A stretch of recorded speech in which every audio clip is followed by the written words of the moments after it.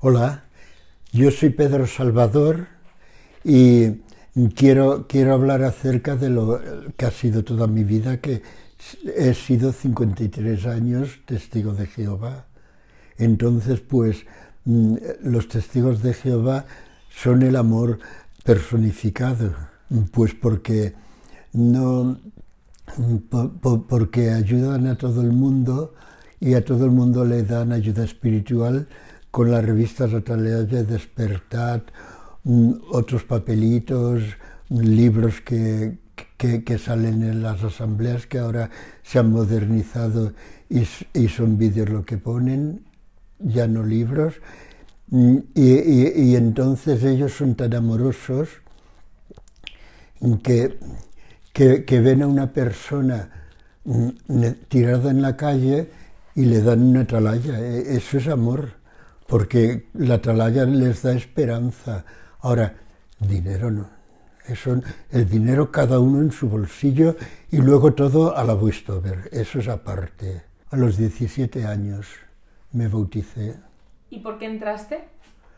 Pues porque yo estaba bastante enfermo, tuberculosis, digamos, y estaba, en fin, muy cohibido. Se creían que era tonto y aparte se creían que era de la otra acera. Sufrí mucho mal y entonces un cliente de donde yo trabajaba era testigo de Jehová y me dio el testimonio y entré con ellos. Bueno, eso ha sido el transcurso de los 53 años. He ido viendo cosas que no han estado bien y no me han gustado, pero yo estaba muy bien adoctrinado, como todos los demás lo están. Pues mira, la Westover, ahí está el esclavofili discreto o el cuerpo gobernante. Entonces, Jehová se transmitía con ellos para darles informaciones y ellos decían que eran el único conducto entre Jehová y los hombres, que Jesús ahí huelga. Y que si no entendíamos algo, ya lo entenderíamos cuando fuéramos perfectos en el paraíso. Me expulsaron por el problema que tenía de que yo estaba hecho un lío, entonces pedí ayuda. Yo estaba hecho un lío porque sentía una cierta afinidad hacia mi mismo sexo y yo me asusté de mí mismo, les pedí ayuda y toda la ayuda que tuve fue uno de los viajantes, porque hay viajantes en las congregaciones. Uno de los viajantes me dijo: mira, como en España has sido tú el primer caso, tendrás que llenarte de misericordia porque vamos a cometer muchas injusticias contra ti. Luego mandaron una carta a Betel, que es donde están ellos, y en esa carta dijeron mi caso. Y cuando contestaron la carta decía: estimados queridos hermanos, sobre el caso homosexual de Alicante, podemos decir que los homosexuales no nacen, sino que se hacen. Fui primero con mi cuñado a un médico sexólogo y mi cuñado, o sea, me hizo hasta una, en fin, quiso hacerme un estudio de mi caso y dijo que mi cuerpo era totalmente normal y que yo era muy valiente por haberlo confesado. Y se enfadaron mucho conmigo porque fui con mi cuñado y no con ellos. Me vigilaron tan de cerca y me hicieron tanta cosa que al final me expulsaron. Y cuando me expulsaron cogí un trauma postraumático y es eso, así que se dice, ¿verdad? Sí, un síndrome postraumático. Sí, Eso es. Incluso veía hasta salir bichos de las paredes y todo. Y entonces me casé. Bueno, esta vez casi no se hizo juicio, que eso no es legal entre ellos, sino que llamaron a mi puerta, yo no estaba, y dijeron a mi padre, dígale a su hijo que está expulsado, que no salude a nadie de nosotros, porque nosotros tampoco le vamos a saludar. Y entonces es cuando cogí ese trauma. Luego iba por la calle y veía a la gente y decía, Dios mío, no conozco a nadie. Es un círculo cerrado lo de los testigos, entonces yo no tenía amigos fuera de ellos. Entonces me vi totalmente aislado. Mira, a mí me dijeron cuando volví que me había casado con mi mujer por darle a la cara a ellos. ¿Y por qué te casaste? Porque me sentía muy solo.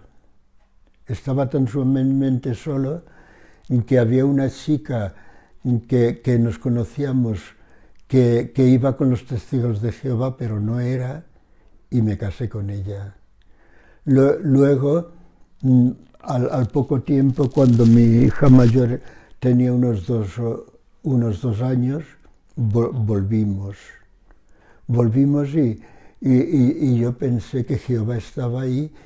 Entonces yo volví a defenderlos, volví a todo normal. ¿Y te volvieron a tratar como si nada, como uno más? No. ¿Por qué? O sea, hablaban conmigo, yo podía salir a predicar con ellos, pero no podía subir a la plataforma a discursar. Ni podía hablar, o sea, leer en las reuniones, que siempre había un buen lector. O sea, todo. Entonces, poco a poco, me fui dando cuenta de que ese no era mi sitio, y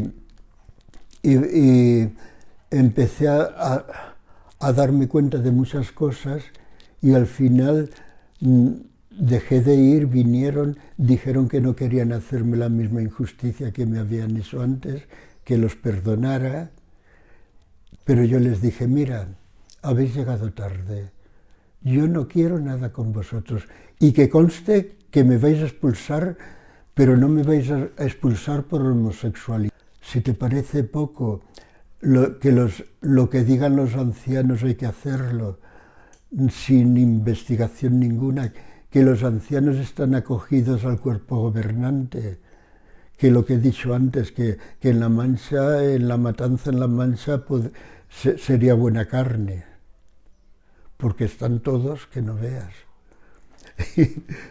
Se puede ver en una foto de ellos. Y entonces me fui y me expulsaron. Pero como yo, o sea, yo era una persona indecisa. Volví otra vez. Sí, por segunda vez. Sí. Entonces me dijeron, mira, tu pecado como ha sido esa palabra que dicen ellos de los que nos vamos, sí, que había caído en apostasía y que eso era mucho más serio que cualquier otro pecado. Entonces, pues, me tuvieron allí más de un año sin dejarme hablar ni nada. Ya te digo que he sido una persona inestable. O sea, eso honradamente, quien me vea, no me autodefiendo, porque la disonancia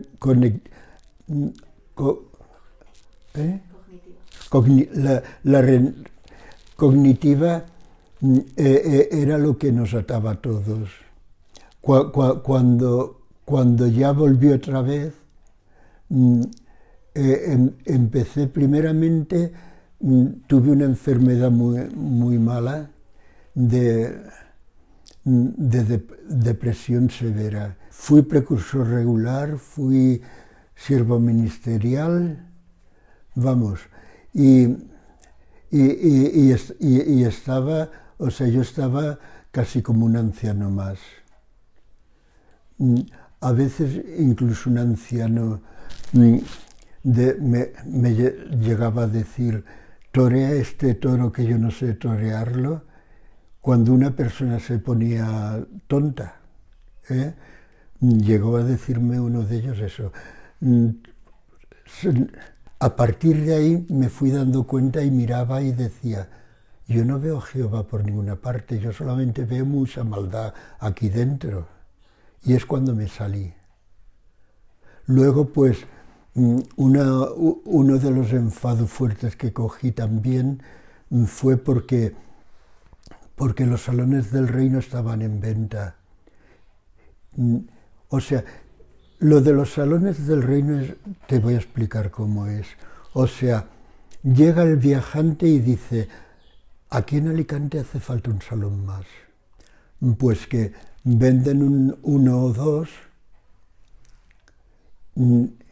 pero ese dinero va a la Voice-Over porque ese dinero la Voice-Over lo ha puesto su nombre. Entonces, para hacer otro salón, pues hacen una encuesta a ver qué dinero pueden coger entre todos y en esa encuesta, pues miran lo que han recogido y dicen, nos falta tantos millones. Entonces la Voice-Over le da esos millones a cobrar intereses. El siervo viajante decía, aquí hace falta un salón, y a lo mejor vendían dos, y el dinero se lo quedaba el cuerpo gobernante. ¿Y qué pasaba? Que como hacía falta un salón, pues había, como te he dicho antes, hacían una encuesta, que era una encerrona, porque decían que de inmediato tenían que poner la cantidad, no te lo dejaban pensar. Y entonces, ¿qué pasaba? Que te dejaban el dinero, ahí se han manejado millones y millones, te daban el dinero, pero tenías que pagar, luego devolverlo con intereses, y luego cuando el Salón del Reino ya estaba hecho, la escritura pasaba a manos del cuerpo gobernante. Fíjate tú, nosotros nunca pedimos nada, pero fíjate, Jehová se merece todo el dinero del mundo. Y si no aportáis dinero para Jehová, pues allá vuestras conciencias, porque tal, porque cual. Y entonces, pues, todos se veían obligados a dar, aunque no los obligasen. Luego ya tenía yo una buena pensión y entonces aportaba dinero. Aportaba 60 euros al mes, el doble cuando cobraba la doble, una inmobiliaria, podríamos decir. Mira, su principal riqueza consiste en... Perdona. No, su principal riqueza. ¿En qué Sí. consiste? Hablando de las inmobiliarias. Sí. En las revistas Atalaya y Despertar y los libros y todo eso, que ahora ya casi no están. Ahora ya vas al carrito donde están ellos y te mandan a internet. O sea que todo es dinero. Y la otra fuente de riqueza es la inmobiliaria. Que, por ejemplo, Brooklyn, que era la central mundial, ahora es Brunswick, pero en Brooklyn ahí lo vendieron al yerno de Bush. No de Bush, no. El follonero ese que hay, que fue presidente de los... Eso, el Trump. Pues lo compró el yerno de Trump por una gran millonada y ellos se fueron a Brosby, pero y yo siempre veía el internet y decía, Jehová ha querido que nos trasladásemos a Brosby. Y yo decía, pero ¿tú cómo sabes que Jehová lo ha querido? Tontolaba. Pues mira, porque son muy hábiles. Por ejemplo, inyectan, por decirlo así, a la gente el trastorno de Estocolmo. Después de eso, como se dan cuenta que algunas cosas no están bien, entonces les ponen la disonancia conectiva y al final los convierten en sus esclavos.